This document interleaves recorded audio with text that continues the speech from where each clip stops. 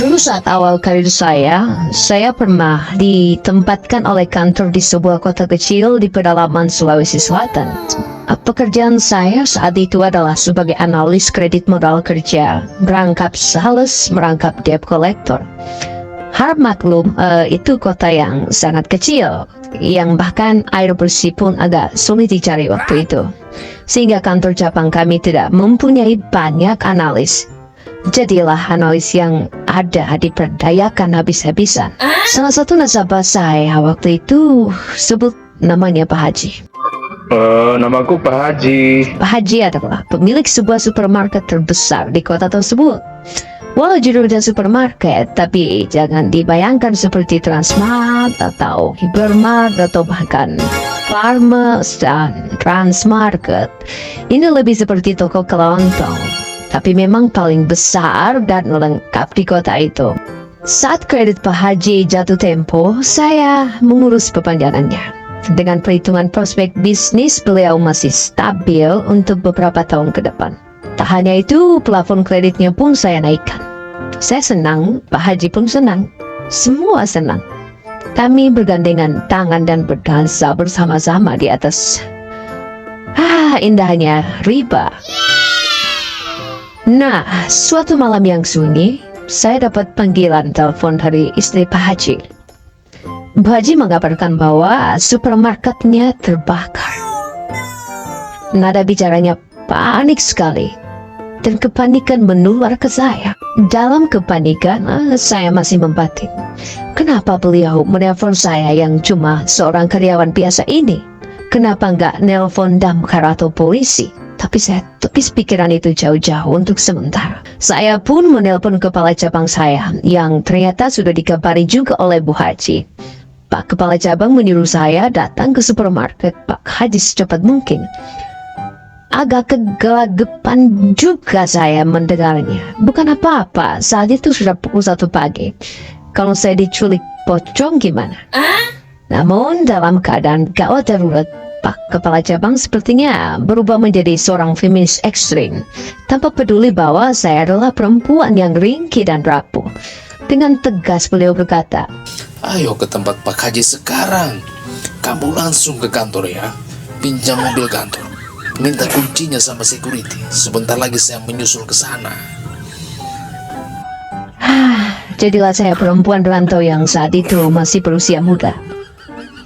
Lari-lah hari sendirian di gelap malam pukul 1 dini hari, menyusuri jalan sepi di kota terpencil itu menuju kantor yang untungnya hanya berjarak berapa ratus meter dari tempat saya tinggal. Sambil sedikit mentali konflik antara khawatir dengan Pak Haji dan keluarganya dan kesal dengan Pak Kepala Cabang yang seenak jidat menyuruh saya mabur ke kantor jam segini.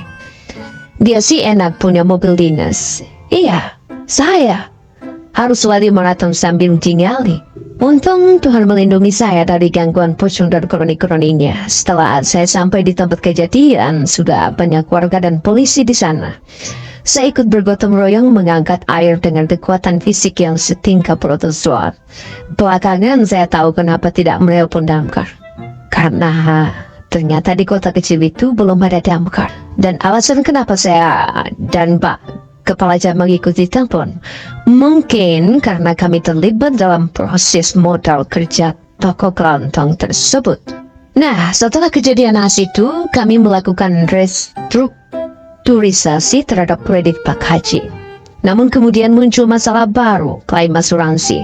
Setiap nasabah yang disetujui kreditnya memang diwajibkan membayar sejumlah biaya untuk proteksi asuransi.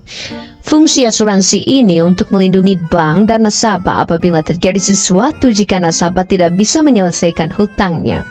Karena kejadian itu, maka Pak Haji kesulitan membayar kredit dan kami mengajukan klaim pada pihak asuransi partner kami.